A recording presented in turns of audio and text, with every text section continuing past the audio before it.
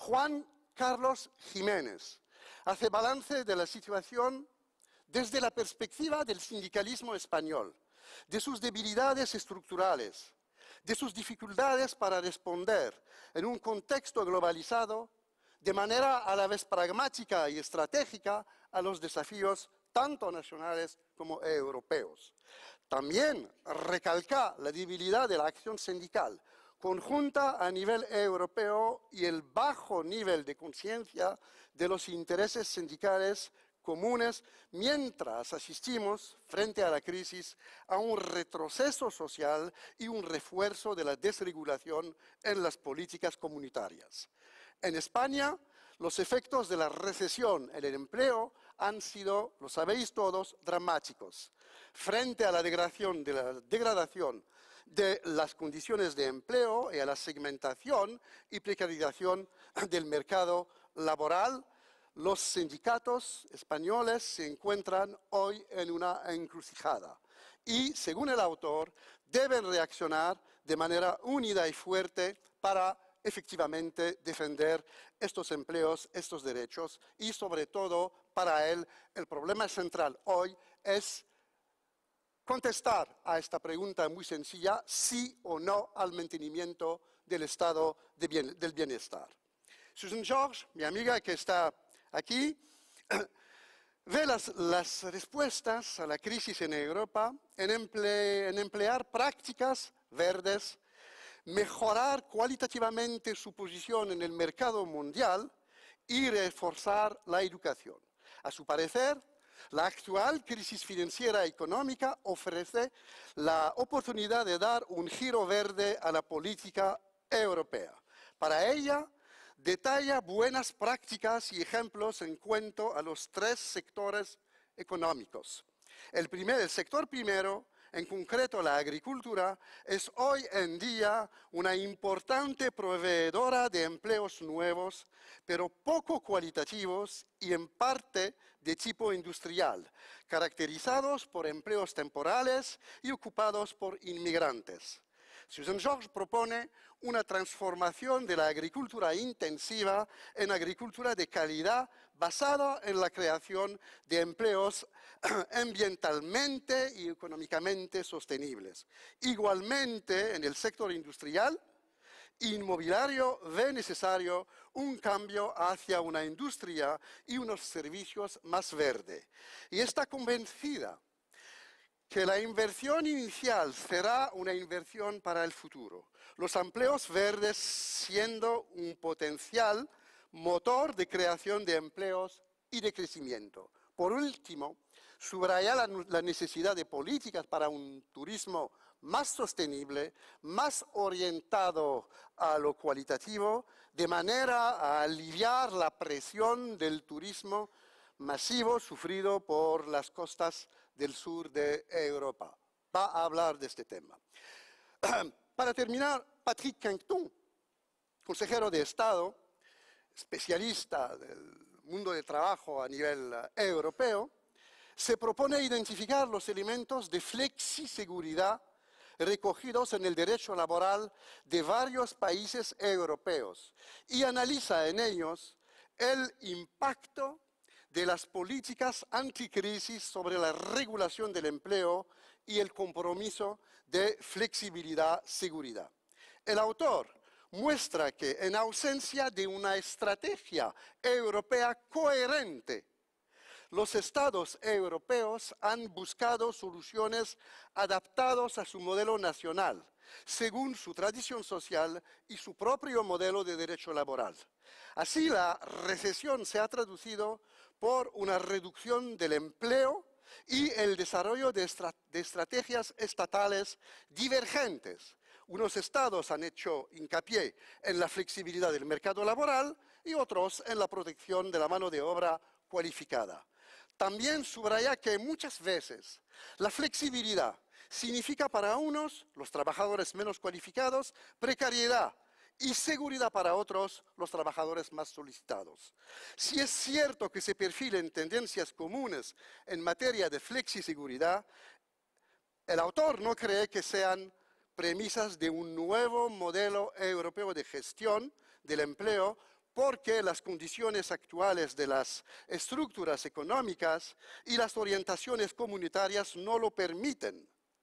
Acaba por preguntarse así si en el fondo el modelo, lo que él llama el modelo competencial europeo, no sería hostil a la flexiseguridad por sí mismo, dado la tensión fuerte que existe entre la flexibilidad como uno de los carburantes de la competencia libre y no falseada y la seguridad en las relaciones laborales como factor que limite la competencia. En este sentido, concluye Patrick Canton, la flexibilidad sería más, en realidad, un interrogante que una respuesta. De estas diversas reflexiones se desprende una situación preocupante. La crisis ha puesto en evidencia las debilidades de Europa como actor estratégico en la economía mundial. Ha mostrado la fragilidad del sistema monetario puesto en marcha, el euro. Ha revelado los conflictos latentes, vigentes entre las naciones, así como la dominación a la hora de tomar las decisiones importantes de los grandes estados sobre los pequeños. Dicho claramente, de Francia, Alemania, Inglaterra. También, tal y como lo he mencionado más arriba, ha dejado al descubierto de manera brutal la ausencia de crisol común de las políticas sociales. Pues siempre lo social, cuando se reflexiona sobre el empleo, siempre lo social ha sido el pariente pobre de la Unión Europea. No existe, y estos artículos desgraciadamente lo muestran claramente, una verdadera estrategia de empleo común. Porque fundamentalmente, y eso es el problema de fondo, Europa ha aceptado dos líneas de actuaciones económicas estos últimos 30 años. La desindustrialización y, por lo tanto, la destrucción del tejido productivo en todos los países, salvo Alemania, prácticamente. Y segundo, la precarización generalizada que se ha desarrollado en todos los países. Estas dos orientaciones revelan una elección estratégica, la del todo financiero, basado fundamentalmente en la construcción de sociedades esencialmente de servicios a nivel europeo. Así, millones de empleos han sido perdidos estos últimos 20 años en Europa. La deflación salarial que por todas partes ha acompañado esta llamada revolución terciaria, las destrucciones de los estatutos sociales que han resultado de ella, abrieron el camino a sociedades de doble velocidad, a sociedades sobre todo de desempleo con exclusión y marginación. Podemos afirmar que las generaciones de los años 90 y 2000 pueden ser consideradas más o menos como generaciones un poco sacrificadas, sin contar, por supuesto, los daños causados al medio ambiente por políticas a corto plazo. Así que la reflexión sobre el porvenir de Europa y del empleo en Europa es más que nunca necesaria. Y en particular la reflexión sobre el vínculo social y la estructura del empleo para beneficio de toda la sociedad. Si no puede haber modelo único, meramente porque las naciones europeas son diversas, sin embargo, es ahora, en mi opinión, imprescindible lanzar a escala europea verdaderas políticas productivas comunes, y he visto que hace una semana Joaquín Almunia hacía la misma propuesta en Bruselas. Ojalá. La industrialización lo pedimos desde hace 20 años. La industrialización propia, comunitaria, es la condición sine qua non para crear empleo. El modelo elegido precarizante no es la solución. Es preciso pensar en términos de empleo elegido y estable, por mucho que uno deba cambiar de empleo. Y debo decir aquí una cosa para terminar. No es asunto solamente de los sindicatos y de los trabajadores. Por ejemplo, en Alemania, una empresa, una gran empresa como Siemens, un gigante industrial, acaba de proponer la creación de puestos fijos, acaba de crear 230.000 puestos fijos con un contrato de entre 5 y 10 años. O sea, los empresarios pueden entender también que el empleo fijo y permanente es la condición para construir una sociedad equilibrada y para permitir a cada ciudadano dibujar el destino de su propia vida. También hay que pensar para solucionar estos problemas del empleo a la formación a lo largo de la vida.